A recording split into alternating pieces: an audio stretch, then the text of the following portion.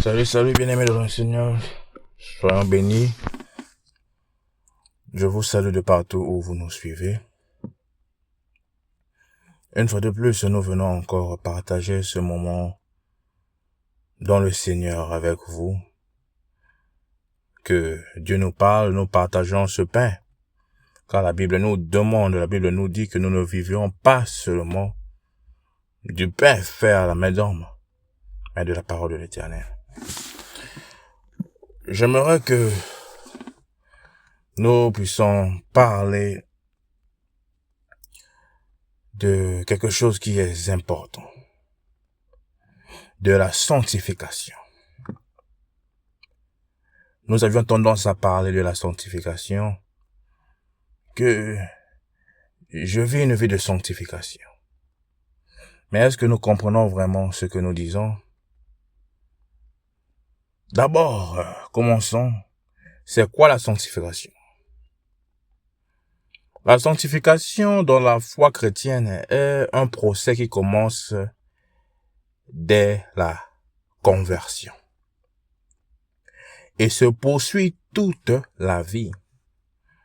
Je dis bien, c'est un procès qui commence dès que nous nous convertissons et elle se poursuit toute la vie. Ce n'est pas un procès que tu commences et que tu t'arrêtes. C'est un procès à suivre toute ta vie. Ce terme vient du latin sanctificare, c'est-à-dire rendre saint. Nous devions comprendre une chose, bien-aimés. Nous avions une origine adamique, une origine pécheresse. Donc, en étant sanctifiés, nous rendrons saint notre origine. Notre corps souillé par le péché, nous la rendons saint. Le corps n'a jamais été saint dès le début. Nous devions comprendre ces choses. Dès le début, l'homme a péché. Il s'agit donc d'une transformation intérieure grâce au Saint-Esprit pour se rendre de plus en plus conforme au Christ.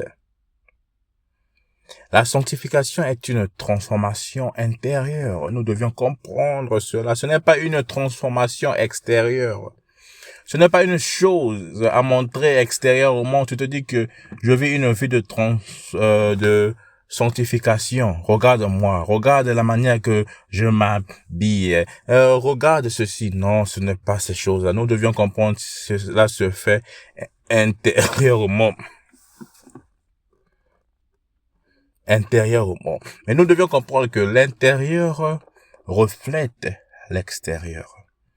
Si c'est vrai que tu vis une vie de sanctification, tu n'as pas besoin de le dire. Tu n'as pas besoin à le prouver à qui que ce soit. Mais les gens eux-mêmes verront que cette personne a réellement changé. Que cette personne vit réellement une vie de sanctification. Et quel est le but de la sanctification? En grec, le mot utilisé pour la sanctification est agamos.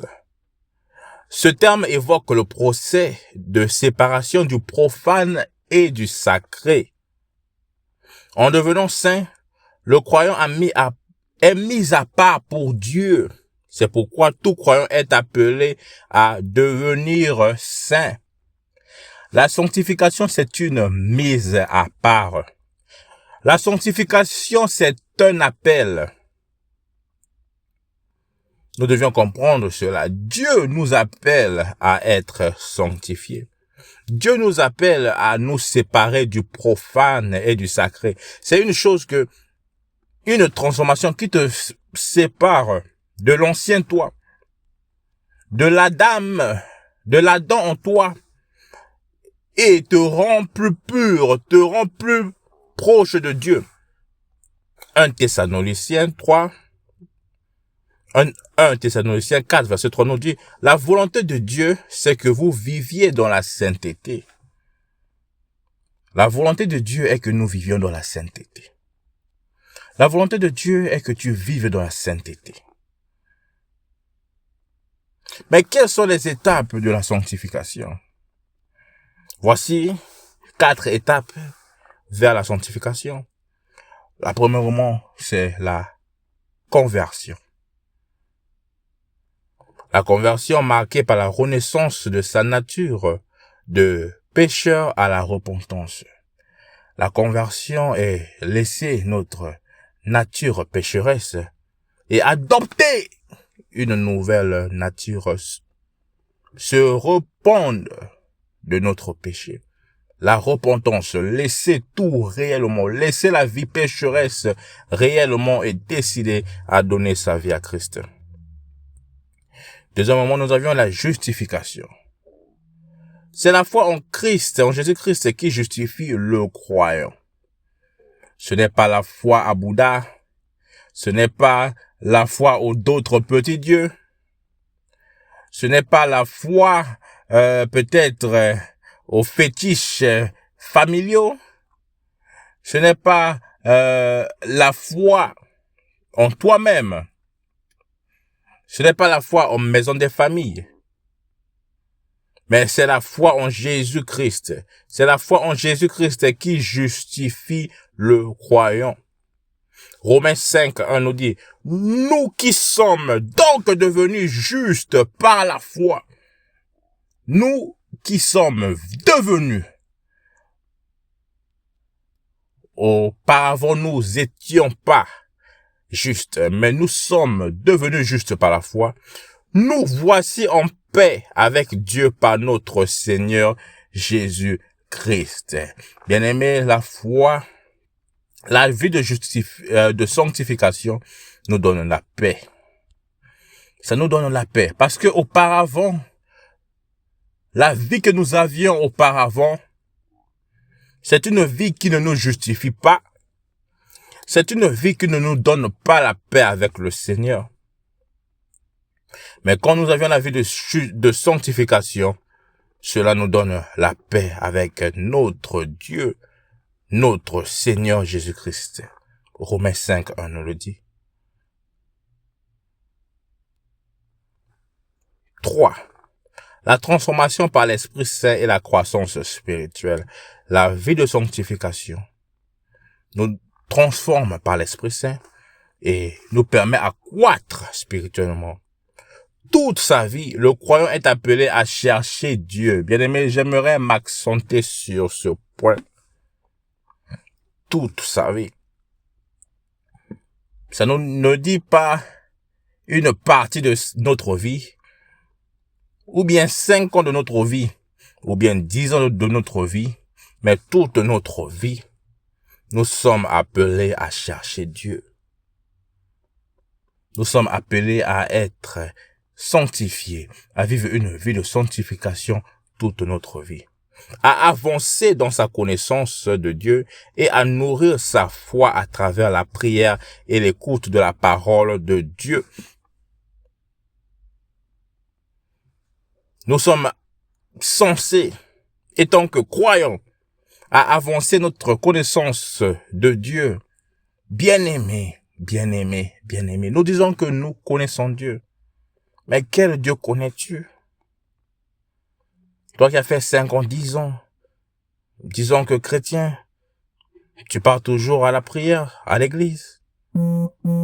Mais quelle connaissance as-tu de Dieu? Connais-tu Dieu réellement? As-tu l'Esprit de Dieu en toi qui peut te révéler les profondeurs de Dieu? Nous sommes appelés à avancer notre connaissance de Dieu et à nourrir notre foi à travers la prière et l'écoute de la parole de Dieu. Toi qui aimes partir à l'église que pour danser, quand on prêche, quand la parole de Dieu est servie, c'est là où tu commences à dormir. C'est là où tu commences à t'ensemeler. Bien-aimé, le diable ne veut pas que la parole de Dieu, que les chrétiens soient dans la parole de Dieu. Le diable ne veut pas que nous soyons dans la prière. Mais la prière et la parole de Dieu nous aident notre vie à avoir une vie de sanctification. Quatrièmement, le combat spirituel et la persévérance dans la foi. Bien-aimés, Ce processus ne se fait pas sans effort. Tu dois mettre des efforts de ta part. En effet, la lutte contre le péché et les tentations est constante. Nous devions savoir que les tentations, dans ce monde que nous vivions, les tentations sont constantes. Elles seront toujours là. Vous quitterez de une tentation à l'autre. Vous quitterez de ceci à l'autre. Vous quitterez de la maladie à quelque chose d'autre. Vous quitterez du chômage à quelque chose d'autre. Vous quitterez de ça à quelque chose d'autre. Donc, nous devions comprendre une chose, que ce monde où nous vivions est un monde de lutte. Nous luttons. Nous luttons contre le péché et contre la tentation et le tenteur qui est le diable. Donc, nous, étant que croyants, nous devions nous préserver dans la foi de Dieu, malgré les épreuves que nous pouvions traverser. La chose qui est importante est de se préserver dans la foi de Dieu. Bien-aimé dans le Seigneur, préserve-toi dans la foi.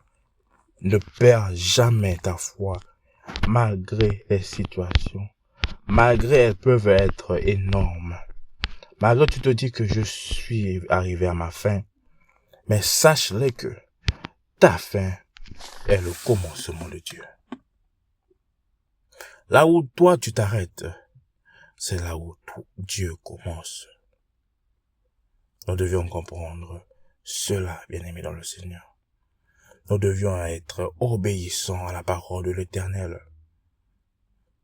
Nous ne devions pas nous convoitiser à ce qui brille à l'œil. Nous étions ignorants auparavant, mais plus que nous sommes appelés à être saints, nous devions aussi être saints dans tous nos conduites. Cela est écrit dans le livre de 1 Pierre 1, de 14 à 16. Être saint par notre conduite. Ta conduite reflète ta foi en Christ. Ta manière de parler reflète la foi en Christ. Ta manière de penser, ta manière d'être dans la société reflète la foi en Christ. Nous devions comprendre cela, que Dieu veut que nous ayons une vie de sainteté, car il est saint. Il veut que nous ayons aussi la vie de sainteté. Approchez-vous de Dieu et il s'approchera de vous. Cherchons à connaître Dieu. Nettoyons nos mains, nous, pécheurs. Purifions nos cœurs, nous, pécheurs. Jacques 4, verset 8 nous le dit. Nous devions chercher à crucifier le vieil homme qui est en nous, afin que le corps du péché fût détruit, pour que nous ne soyons plus esclaves au péché. C'est ça ce que la sanctification nous permet de faire, de crucifier le vieil homme, de crucifier le corps qui nous emmène à pécher, afin que ce corps soit détruit, pour que nous soyons plus esclaves au péché. Si nous avions vu Jésus-Christ sur la croix, si le corps de Jésus était mort, c'était parce qu'il avait emmené tous nos péchés. Jésus-Christ s'est fait pécheur. Le corps de Jésus-Christ était devenu péché. C'est pour cela que le corps devait mourir afin qu'il nous sauve. C'est pour cela nous aussi, l'ancien, le vieil homme qui est en nous, doit être crucifié afin que nous ne soyons plus esclaves au péché. Elle doit être crucifiée avec Jésus. Donne Jésus ce poids-là, ce fardeau-là. Il a déjà accompli tout sur la croix. Afin que nous ne soyons plus esclaves au péché. Encore bien aimé, nous devions comprendre cela.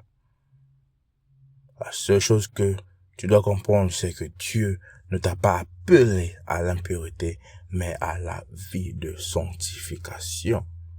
Il t'a appelé à la vie de sanctification, sans laquelle nous devions comprendre cette chose, sans laquelle nous ne verrons pas Dieu.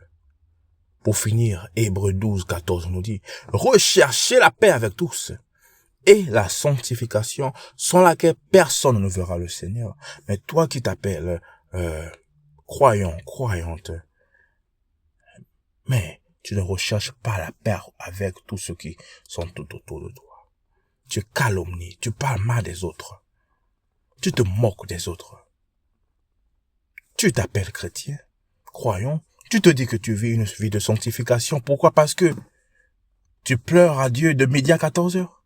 Parce que tu ne dors pas tous les matins. Mais tu ne dors pas toutes les nuits. Parce que tu jeûnes beaucoup. Parce que tu pries beaucoup. Tu penses que cela est une vie de sanctification. Mais la vie de sanctification commence d'abord à l'intérieur. Tu dois être transformé de l'intérieur. Tu dois rechercher la paix avec tous ceux qui sont autour de toi. La vie de sanctification est une transformation. Tu peux beau faire ces choses, prier, jeûner, tout cela. Mais si tu n'es pas transformé intérieurement par le Saint-Esprit pour Jésus-Christ, cela est en vain. Je te le dis. Cela est en vain. Beaucoup nous faisons des choses que nous ne comprenons pas. Nous prions beaucoup, nous jeûnons beaucoup, nous faisons toutes ces bonnes choses. Mais nous ne sommes pas transformés à l'intérieur. C'est comme si nous sommes des tombeaux blanchis. C'est comme si nous sommes une nouvelle voiture neuve, mais le moteur qui ne marche pas. Quel est le but de cette voiture? Nous pouvions être propres dehors, mais si dedans nous sommes sales, quel est le but? Nous devions comprendre cela. Que sans la sanctification, bien-aimé, personne ne verra Dieu. Nous devions comprendre cela. Merci Seigneur pour ce moment. Je laisse que tous ceux qui m'ont écouté et que tous ceux qui vont écouter ce message soient bénis. Nous laissons le reste de la semaine entre les mains de Dieu. Que Dieu utilise ce message pour parler à une personne qui change le cœur, qui touche le cœur. Soyons tous bénis au nom de Jésus-Christ. Amen.